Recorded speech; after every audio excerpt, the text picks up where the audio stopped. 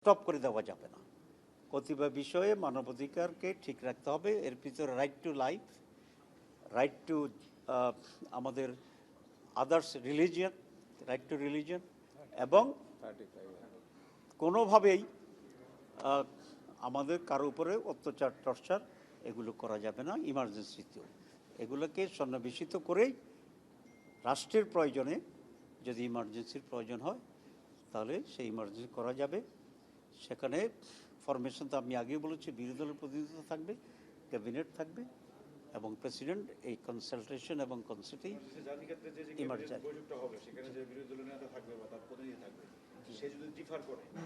সে যদি ডিফার করে সে পাবলিকলি বলবে এবং তার দল সেটাকে প্রতিবাদ প্রতিবছর যেভাবে করবে সেটা করবে। সেখানে এটা আটকাবে না, তখন মেজরিটি হলেও এটাকে পাস করার একটা সিস্টেম করতে হবে। যদিও এটা আমরা ডিটেলস ডিসকাস করি নাই, এটা প্রয়োজনে আবার আমরা ডিসকাস করব। সব ধন্যবাদ। ওখানে আটকে আছে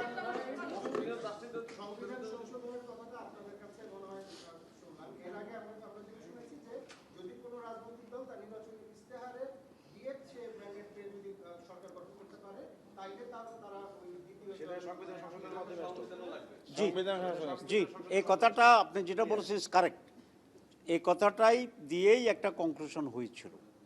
পরে পরে আমি গিয়ে সেটা ক্লারিফিকেশন চেয়েছি যে সিম্পল মেজরিটি হবে কিনা। যেহেতু এটা সংবিধানে প্রথমটা ইনক্লুডেড থাকবে, সুতরাং ঐকমত্য কমিশন ব্যাখ্যা দিয়েছে এবং আমরা সকলে এবারে একমত হয়েছি যে কোনো কিছু পরিবর্তনের যে কথাটি আসছে, যে একটি দল যদি চায় ক্ষমতাসীন, তাহলে এটা পরিষ্কার করা হয়েছে যে এটা সংবিধান পরিবর্তন লাগবে এবং সেটা 4 নম্বর ক্লজ হিসাবে সেখানে উল্লেখ করা আছে। Thank you.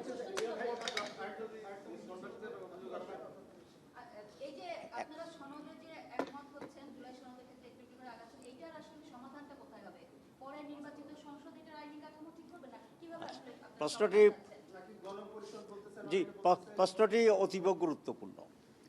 কারণ হচ্ছে এখানে আমরা অনেক কথা বললাম, কিন্তু এটা কোনো লিগেল ভিত্তি নাই।